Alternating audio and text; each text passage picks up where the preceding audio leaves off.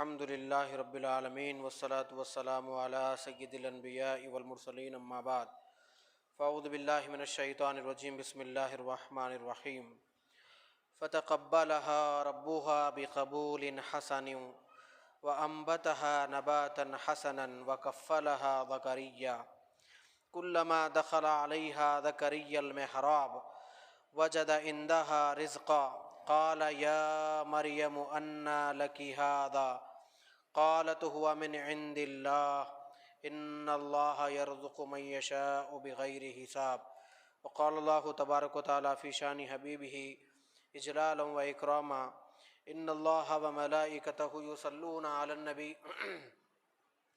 يا أيها الذين آمنوا صلوا عليه وسلموا تسليما اللهم صل على سيدنا حبيبنا مولانا محمد وعلى آله وصحبه افضل صلواتک وعدد معلوماتک بارک وسلم۔ عزیزان محترم، اللہ جل شانہ کا احسان عظیم ہے کہ اللہ رب العزت نے ہم کو نبی مکرم تاجدار حرم احمد مصطفیٰ محمد مصطفیٰ صلی اللہ علیہ وسلم کی امت بابرکت میں پیدا فرمایا ہے۔ گزشتہ جمعہ آپ حضرات کے سامنے سورہ مریم کی آیت نمبر 36 کے حوالے سے کچھ عرض کرنے کی میں نے سعادت حاصل کی تھی۔ اب میں نے آیت نمبر 37 کی تلاوت کی ہے۔ آپ جب تولد ہوئی، حضرت مریم جب پیدا ہوئی تو آپ کی والدہ حضرت حنہ، یہ گزشتہ آج کو بتایا تھا میں آپ کو، جب حضرت حنہ کو حضرت مریم پیدا ہوئے تو رب کے حضور انہوں نے یہ دعا کی تھی کہ مولا میں اس لڑکی کو اور اس کی اولاد کو شیطان کے شر سے تیری بارگاہ میں پناہ مانگتی ہوں۔ تو اس آیت کے ضمن میں چند باتیں عرض کرنے کی سعادت کی حاصل کی گئی تھی کہ اپنی اولاد کو شیطان سے بچانا دو طریقے سے ہوتا ہے۔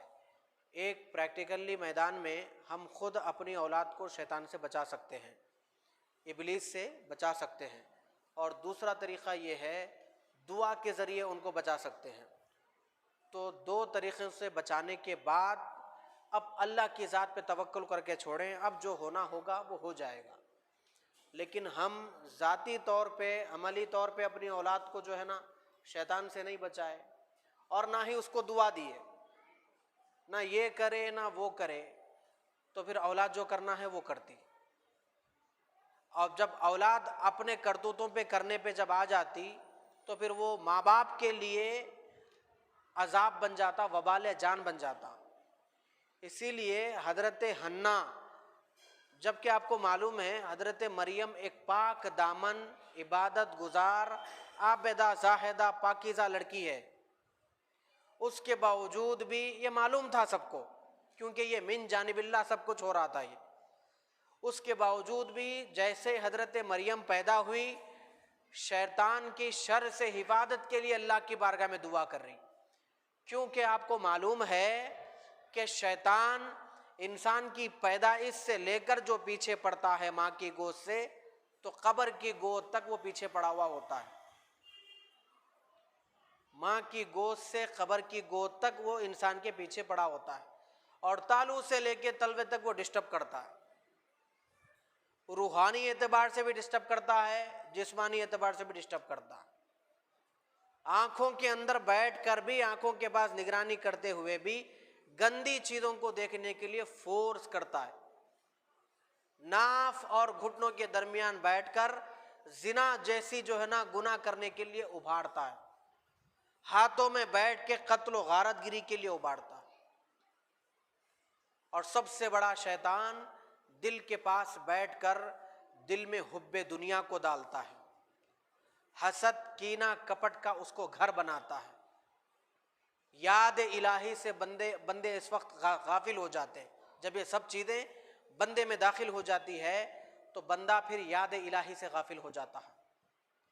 تو اس لیے شیطان یہ سب کچھ تماشا کرنے والا ہے، بھئی ہمارا جانی مانی دشمن ہے، اور جو چیز ہم کو نظر آتی ہے اس سے نقصان ہے، ہم اس سے دور ہو جاتے ہیں، کیونکہ ظاہر سی بات ہے وہ ہم کو نظر آ رہی ہے۔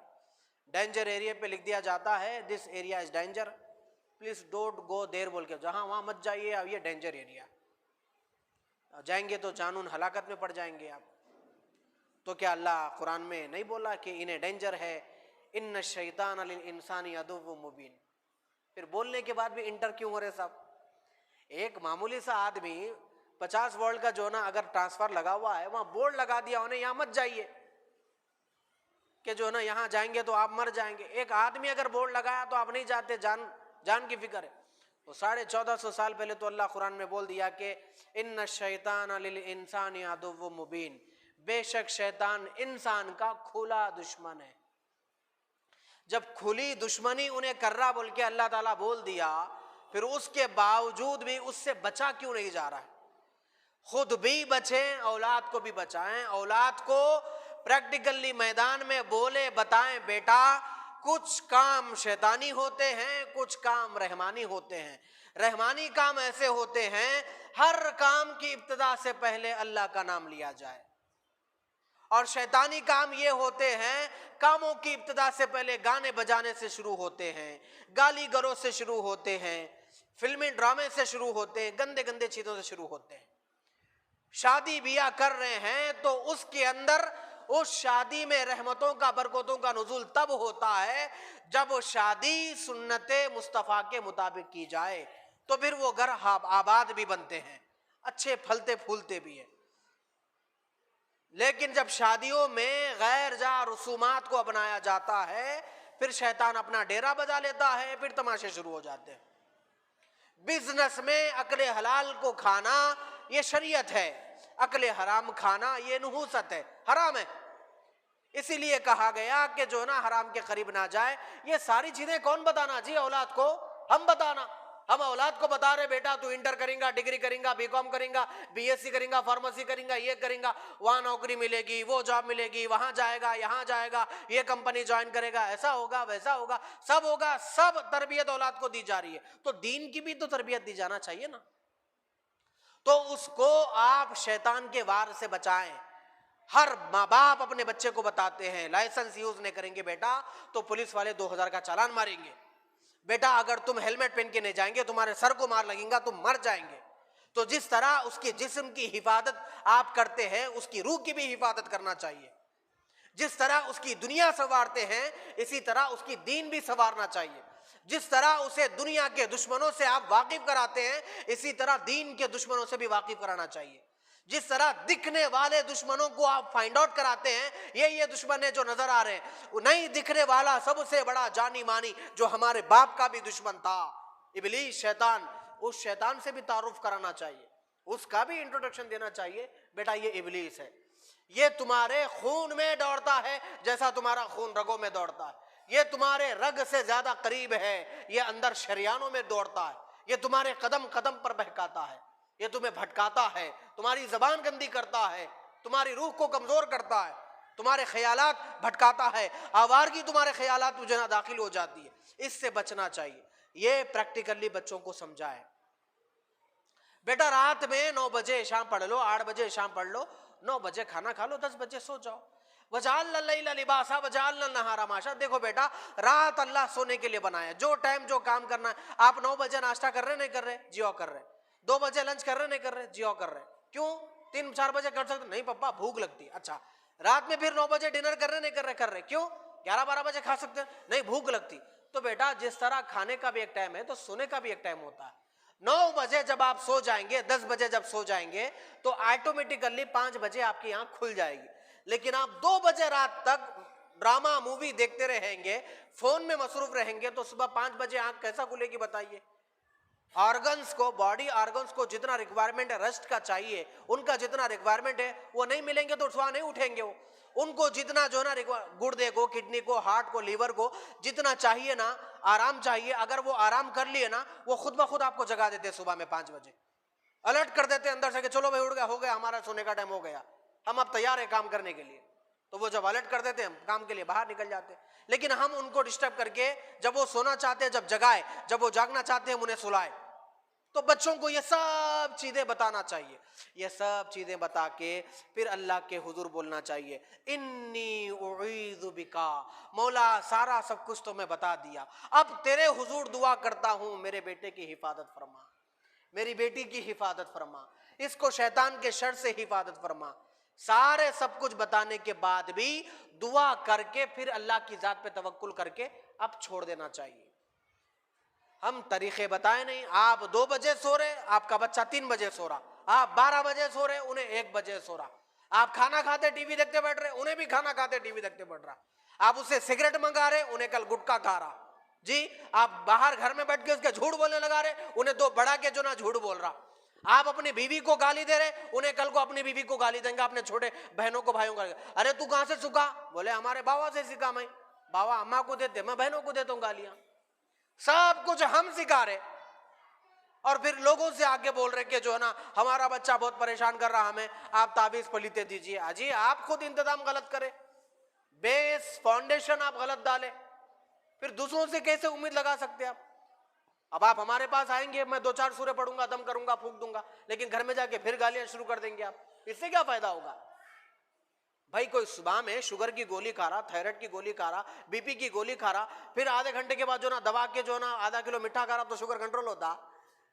ہاں, گولیاں بھی کھانا, علاج بھی کرنا, پرہیز بھی کرنا. علاج تو ہم بتا دے رہے, گھر میں جا کے پرہیز نہیں کر رہے. بولے آپ کو یہ چیزوں کا پرہیز ہے, بچے کے سامنے ایسے ایسے باتیں مت کریے. میاں بیوی ہے, آرگومنٹ ہوتے, مسائل ہوتے, 19-20 XYZ چلتے رہتا میرے بھائی. ہسبینڈ وائف ہے, بچوں کو سونے کے بعد یا بچے اسکول جانے کے بعد بیٹھ کے آپس میں بات کریں. دیکھو آپ کے یہ غلطیاں ہیں, میرے یہ غلطیاں, بیٹھ کے بچے آپ یہ سوچتے, ہم یہ سوچتے, بچے چھوٹے, ہم جو بات کر رہے بچوں کیا, نہیں, بچوں کے ذہنوں پہ اثر پڑتا. ہمارے ماں باپ لڑتے ہیں, لڑنے کے دوران گالیاں دیتے ہیں, بچوں پہ اس کے ذہنوں پہ گہرا اثر پڑتا. آپ یہ نہیں سوچتے میرے بھائی, یہ سوچے, اس بات کو سمجھے.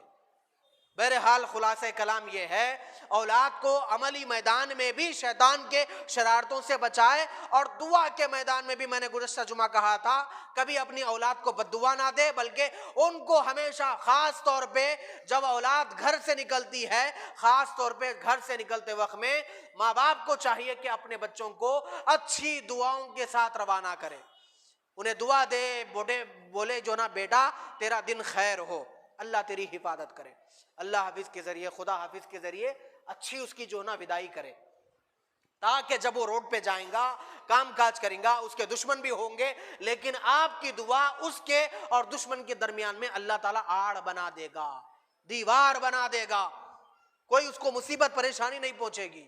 حضرت موسیٰ جاتے تھے ایک برج کے نالے کے اوپر سے, برج کے اوپر سے, تو جو ہے نا ایک دن آواز آئی اللہ کی جانب سے, موسیٰ تھوڑا سنبھل کے جاؤ, وہ برج ٹوٹنے والا ہے.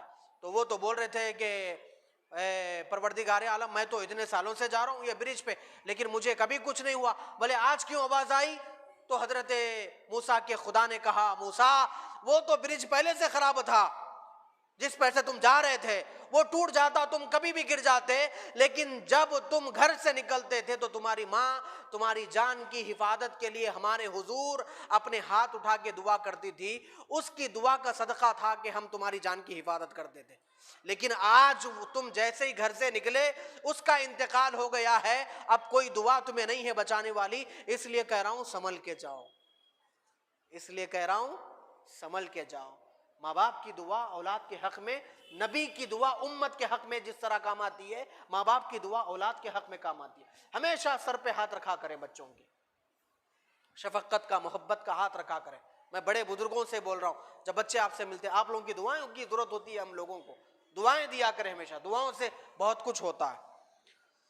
بس اتنی بات کافی ہے یہ چیز آپ کو سمجھانے کے لیے. اس کے آگے اللہ تعالیٰ آیت نمبر 37 میں کیا, فَتَقَبَّلَهَا, جب ماں ایسی ہوتی ہے تو بچے کیسے پیارے ہوتے ہیں کہ فَتَقَبَّلَهَا رَبُّهَا بِقَبُولٍ حَسَنٍ. اللہ تعالیٰ کہتا ہے ہم بڑے ہی اچھے انداز میں مریم کو قبول کیا. ماں جب کتنی پیاری تھی, باپ کتنا پیارا تھا. باپ کا نام کیا ہے؟ عمران. کیا نام ہے؟ ماں کا نام حنا. کیا نام ہے؟ اور عمران کون تھے؟ بڑے بڑے صوفیاء کرام, اولیاء کرام میں شمار ہوتا.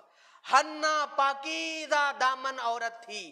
ایسے جب 2 ماں باپ کا نکاح ہوتا ہے تو پھر بی بی مریم پیدا ہوتی ہے. جب بی بی مریم پیدا ہوئی تو اللہ تعالیٰ کہتا فَتَقَبَّلَهَا, اجی وہ قبول کرے تو بات بڑی ہے. 70 سال سجدے کر کے بھی ہم یہ نہیں بول سکتے کہ وہ قبول کیا ہے. ان کی مرضی ہے، چاہو تو قبول کرے، چاہو تو منہ پہ مار دے. 100 سال کی زندگی ہم نے سجدے میں گزاری، وہ چاہو تو قبول کرے، وہ چاہے تو رد کر دے. لیکن اگر وہ اپنی جانب سے بولے میں قبول کیا تو کیا بڑی بات ہوگی. ان کا اگر حکم آ جائے، پروانہ آ جائے، واہ حضرت مریم کی کیا بات ہے، قربان جائے حضرت مریم پر. حضرت مریم پیدا ہوئی، بس پروانہ آ گیا. فتقبلها ربها، اس کے رب نے اس کو قبول کیا. اس کا رب کہہ رہے، یہ نہیں بول رہے، اللہ یہ نہیں بول رہا میں نے قبول کیا، بلکہ اپنی ربوبیت کی نسبت بھی مریم کی طرف کر رہا ہے. کہا فتقبلها ربها بقبول حسن. اچھا قبول کیا تو کیا، کیسے کیا؟ اچھے انداز میں کیا. حضرت امام رازی رحمت اللہ علیہ، حضرت امام قرطبی رحمت اللہ علیہ اپنی تفسیر قرطبی میں کہتے ہیں اس کا مطلب یہ ہے اللہ تعالیٰ دن رات مریم کی حفاظت کرتا تھا. آن آن لمحہ لمحہ مریم کی اللہ تعالیٰ حفاظت کرتا تھا. امام فخر الدین رازی رحمت اللہ علیہ تفسیر رازی میں لکھتے ہیں اس آیت کا مطلب فتقبلها ربها بقبول حسن وانبتها نباتا حسنا، اور ہم اس کی پرورش کرے اچھے انداز میں، اس کو پروان چڑھایا. اس آیت کا مطلب یہ ہے، امام رازی کہتے ہیں ایک لڑکی 1 سال میں جتنی بڑی ہوتی ہے اللہ تعالیٰ بی بی مریم کو 1 دن میں اتنی بڑی کرتا تھا. سمجھ میں آ رہی میری بات آپ؟ وَأَنبَتَهَا نَبَاتًا حَسَنًا، ہم نے اس کی اچھی پرورش کی. اللہ کہہ رہا ہے پیدا ہوئی حضرت حنا کے پیٹ سے، اور جب آپ پریگننٹ تھی نا حضرت حنا، تو آپ کے جو شوہر تھے حضرت عمران، ان کا انتقال ہو گیا تھا. جب حضرت مریم پیدا بھی نہیں ہوئی، والد کا سایہ سر سے اڑ گیا. تو مریم جب پیدا ہوئی تو اللہ تعالیٰ کہتا ہم نے اس کو اچھی پروان چڑھایا. یعنی جب بندہ نیک ہو، پاکیزہ ہو، تو اللہ تعالیٰ اس کا کفیل بن جاتا ہے، اس کا نگہبان بن جاتا ہے. اس کا اٹھنا بیٹھنا جاگنا سونا کھانا پینا، اس کی ساری زندگی کا ذمہ اللہ اپنے ذمے لے لیتا ہے.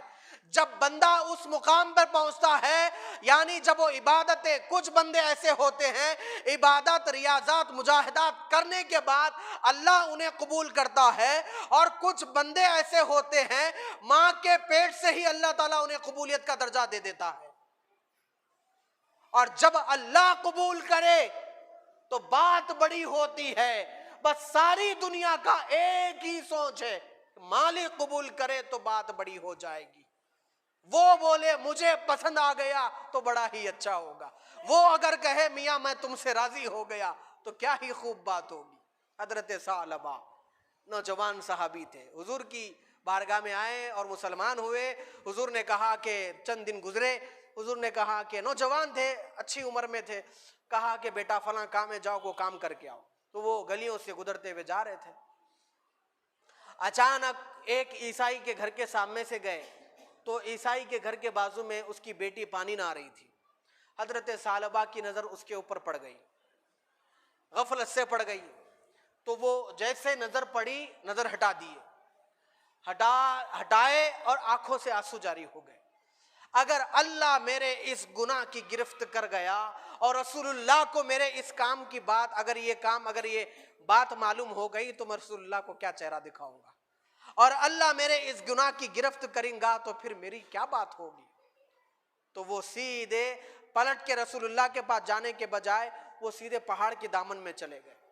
1 ہفتے تک خوف خدا میں روتے رہے، مولا مجھے معاف فرما، میں ایک اجنبی لڑکی کو پانی نہاتے ہوئے دیکھ لیا اور غفلت سے میری نظر پڑ گئی. میری غفلت میرا سب سے بڑا گناہ ہے. غافل بنے تو پھر جان ہلاکت میں پڑ جائے گی، غافل نہ بنیے میرے بھائی. اللہ غافلوں سے ہم سب کو دور فرمائے. اللہ غفلت سے نظر پڑی، بس روتے رہے. 1 ہفتہ ہو گیا. سرکار نے حضرت عمر کو بلا کر فرمایا عمر ثعلبہ کہاں ہے؟ میں نے ایک کام دیا تھا ثعلبہ کو، وہ 1 ہفتہ ہوا پلٹ کے آیا نہیں. بولے یا رسول اللہ مجھے بھی نہیں پتا. حضرت عمر کو بلا کر حضرت عمر کو بولے، حضرت سلمان کو بلایا، سلمان اور عمر آپ دونوں جائیں ثعلبہ کو ڈھونڈ کے آئیں، وہ کہاں ہے پتہ لگائیں. حضرت عمر حضرت سلمان فارسی دونوں مل کے جو نا ثعلبہ کو ڈھونڈنے نکلے تو راستے میں ایک چرواہا ملا. بولنے لگے کوئی ایک جوان تم کو نظر آیا؟ بولے ہاں ایک جوان تو ہے, نظر تو نہیں آیا, لیکن ہاں بات اتنی ہے وہ پہاڑ کی چوٹی میں اتنا روتا ہے میرے بکریاں کھانا چھوڑ دیتی ہے, پتا نہیں اس سے کیا ایسا کام ہو گیا, بہت روتا ہے. بولے کہاں؟ اس دامن کی چوٹی میں ہے, پہاڑ کے دامن میں, جائیے اسے ڈھونڈیے. وہاں وہ گئے, پھر وہاں جا کے دیکھے تو جو نا حضرت عمر کو دیکھ کر وہ اور رونے لگے. حضرت عمر نے کہا کیا ہوا ہے؟ بولے اے عمر میرے ساتھ ایک ایسا گناہ ہوا ہے کہ میں نے ایک لڑکی کو انجانے میں دیکھ لیا ہے. بولے چلو رسول اللہ کو بتا دو. میں کیسے سامنا کروں رسول اللہ کا؟ کوئی بات نہیں, رسول اللہ کو بتا دینا, وہ آپ کے لیے دعا کر دیں گے. پھر وہ ڈرتے ہوئے, کانپتے ہوئے, لرزتے ہوئے رسول اللہ کی بارگاہ میں آئے. رسول اللہ نے جب ان کے گناہ کے بارے میں سنا تو رسول اللہ مسکراتے ہوئے فرمایا ثعلبہ جانے دے, اللہ تجھے معاف کر دیا. پھر اس کے بعد ثعلبہ بیمار پڑ گئے, لیکن وہ خوف خدا جاری تھا ان کے اندر, بیمار پڑ گئے. پھر بیمار پڑ گئے, رسول اللہ کو خبر ہوئی تو آپ عیادت کے لیے گئے. تو رسول اللہ چاہ رہے تھے اس کا سر اٹھا کے اپنے گود میں رکھ لیتے, بیمار پڑ گئے تھے, لیکن وہ منع کر رہے تھے ثعلبہ. بولے تم نے کیوں منع کیا کہ میں تمہارا سر میرے گود میں رکھتا؟ بولے یا رسول اللہ کہاں مجھ گنہگار کا سر اور کہاں آپ کا پیارا گود, میں اس قابل کہاں کہ میرا سر آپ کے گود میں ہو. نہیں یا رسول اللہ اتنی بڑی بے ادبی نہیں کر سکتا. بس وقت ہوا, دیدار مصطفیٰ کر رہے تھے, روح قفس انصری سے پرواز کر گئی, انتقال ہو گیا. روتے روتے روتے روتے روتے انتقال ہوا. یہ واقعہ میں کیوں سنا رہا ہوں, ابھی بتا رہا ہوں آپ کو. انتقال ہونے کے بعد رسول اللہ نے ان کی ساری تجہیز و تکفین کی, سب ہوا, جنازہ پڑھایا آپ نے. جب جنازہ جا رہا تھا حضور اکرم صلی اللہ علیہ وسلم اپنے پاؤں مبارک کے یعنی پاؤں اٹھا کے, ایڑیاں اٹھا کے چل رہے تھے. جس طرح ایڑیاں اٹھا کے چلتے ہیں نا, اس طرح ایڑیاں اٹھا کے چل رہے تھے. صحابہ دیکھے کہ حضور جو ہے نا پیر پودا ٹکا کے نہیں چل رہے, ایڑیاں اٹھا کے چل رہے ہیں. پوچھنے لگے یا رسول اللہ آپ اپنا قدم پورا کیوں نہیں ٹکا رہے ہیں, اٹھا کے کیوں چل رہے ہیں؟ تو میرے آقا نے مسکراتے ہوئے فرمایا کہ اے میرے جانثارو, ثعلبہ کے جنازے میں عرش کے اتنے فرشتے آ گئے کہ مجھے قدم رکھنے جگہ نہیں مل رہی ہے. سبحان اللہ. جب بندے ایسے ہوتے ہیں وہ قبول کرتا ہے تو جنازوں میں بھی فرشتوں کو بھیجتا ہے. پھر جبرائیل بھی آ گئے, آ کے کہنے لگے یا رسول اللہ اللہ پیغام دیتا ہے. بولے کیا پیغام ہے؟ اگر ثعلبہ زمین کے برابر بھی گناہ لاتا تو اللہ معاف کر دیتا تھا. ایک گناہ جو غفلت سے ہوا تھا اس پہ اتنی ندامت کے آسمان کے فرشتے فتقبلها, وہ قبول کرے تو بڑی بات ہے میرے بھائی. وہ قبول کیا تبھی تو فرشتوں کو بھیجا نا جی, ہاں اس نے قبول کیا تبھی تو فرشتوں کو بھیجا ہے. بہرحال مریم کو اللہ نے قبول کیا. تو اللہ جب قبول کرتا ہے تو باتیں ایسی ہوتی ہے, اللہ جب قبول کرتا ہے تو شان بڑی ہو جاتی ہے.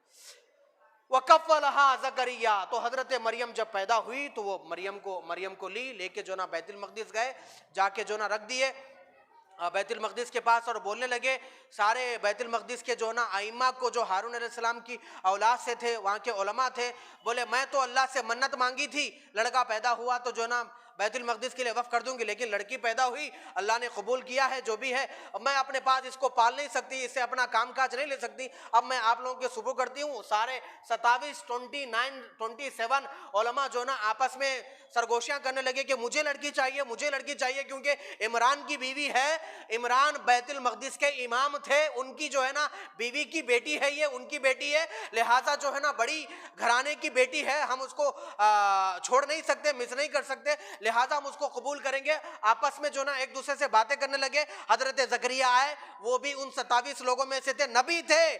انہوں نے کہا کہ اس کی خالہ میری بیوی ہے اور خالہ ماں کے برابر ہوتی ہے, لہذا میں مریم کو پالنے کا زیادہ حقدار ہوں. وَكَفَّلَهَا زَكَرِيَّا, قرآن کہتا ہے یہ من جانب اللہ ہوا کہ مریم کو اللہ تعالیٰ نے زکریا کی کفالت میں دیا. کہ وہ زکریا کی کفالت میں چلے گئے تو لوگوں نے کہا زکریا ایسے کیسے ہوگا، ہم تم مل کے جو ہے نا ہم 27 لوگ ہیں اور ہم سب چاہتے ہیں عمران کی بیٹی کو ہماری پرورش میں، لہٰذا جو ہے نا ہم قرعہ اندازی ڈالیں گے، جس کا نام نکلے گا وہ لے کے جائے گا۔ سب نے مل کے اپنے اپنے قلم سمندر میں ڈالے، جس کا قلم سمندر کے تہے پر تیرے گا مگر مریم اس کی پرورش میں جائے گی۔ ساروں نے مل کر سمندر میں اپنا قلم ڈالا، قلم حضرت زکریا کا اوپر تیر رہا تھا، زکریا حضرت مریم کو لے گئے، ان کے لیے محراب بنایا، وَكُلَّمَا دَخَلَ عَلَيْهَا زَكَرِيَّا الْمِحْرَابَ، ایک محراب بنا کر اس کو دروازہ لگا کر اور مریم کو کہا بیٹی یہاں بیٹھ جاؤ، یہاں تم جو ہے نا میں تمہاری پرورش کروں گا۔ لیکن کیا ہوا، جب محراب میں وہ بیٹھ گئی، عبادت خدا کرنے لگی، ریاضت خدا کرنے لگی، ہمیشہ روتے تھے، اللہ کا ذکر کرتے تھے۔ حضرت مریم عبادت کرتے کرتے کیا ہوا، وجد عندها رزقا قال یا مریم انا لکی ھذا قالت هو من عند اللہ۔ جب مریم 1 سال کی بچی جتنی بڑی ہوتی ہے، 1 سال کے بعد ایک دن میں اتنی بڑی ہو رہی تھی، جسم پھل رہا تھا، پھول رہا تھا۔ حضرت زکریا آئے، دیکھتے ہیں پریشان ہو گئے، یہ بچی اتنی بڑی جلدی بڑی ہو جا رہی ہے، اور آپ کے پاس کیا دیکھے؟ حضرت شیخ عبد القادر جیلانی اپنی تفسیر میں، تفسیر جیلانی میں لکھتے ہیں حضرت مریم کے پاس سردی کے موسم میں گرمی کے پھل ہے، گرمی کے موسم میں سردی کے پھل ہے۔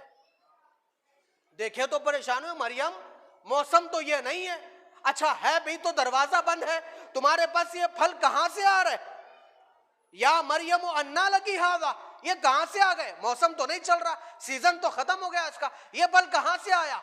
خواجہ بندہ نواز گیسو دراز رحمت اللہ علیہ اپنی تفسیر ملتقط میں فرماتے ہیں، تفسیر الملتقط میں فرماتے ہیں نئے نئے میوے دیکھنے کو ملے حضرت زکریا کو۔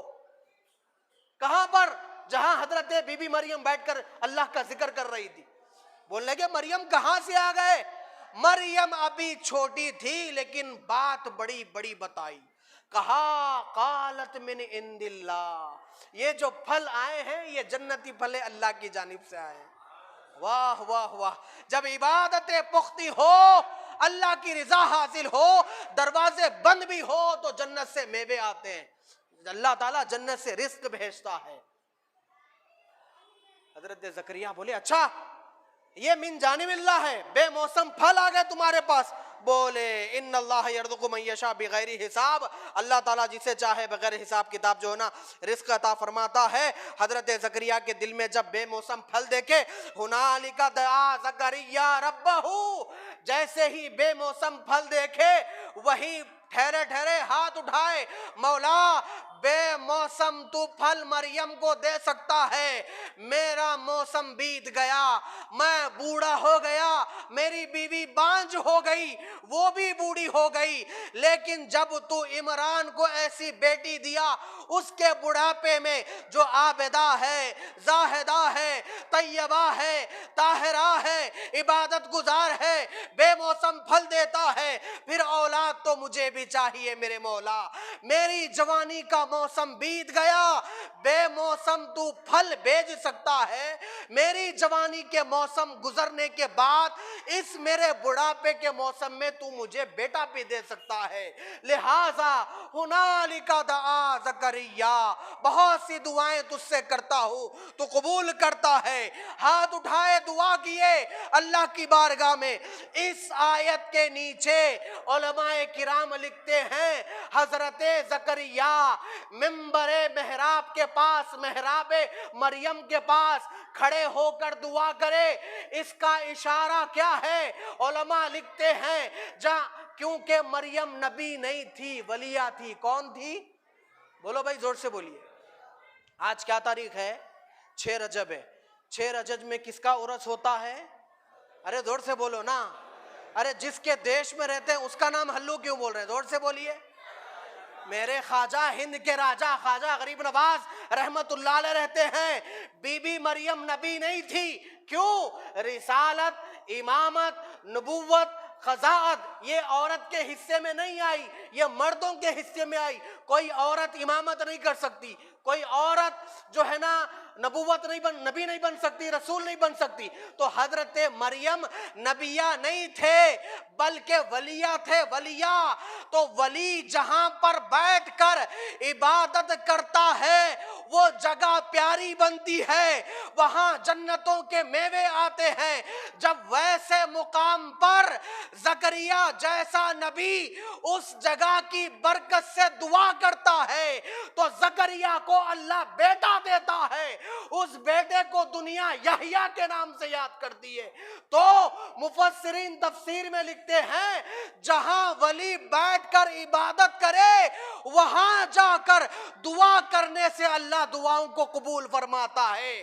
اسی لیے حیدرآباد والے ٹرین پلین بک کر کے کاروں کے ذریعے سے غریب نواز کے پاس اس لیے جاتے ہیں، اجمیر کی سرزمین پر میرے خواجہ جہاں آرام کر رہے ہیں وہ خواجہ کی جگہ پر ٹھہر کر ہم جھولی پھیلاتے ہیں تو پھیلانے والوں کو دیکھا نہیں جاتا، اس زمین کی برکت سے غلاموں کی جھولیاں بڑھ دی جاتی ہے۔ اس لیے ہم خواجہ کے پاس جاتے ہیں، ہند کے راجہ کے پاس جاتے ہیں۔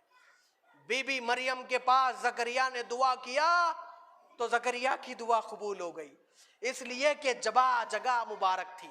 جہاں اچھے لوگ بیٹھ کے عبادت کرتے ہیں نا وہ جگہ بھی اچھی ہو جاتی ہے۔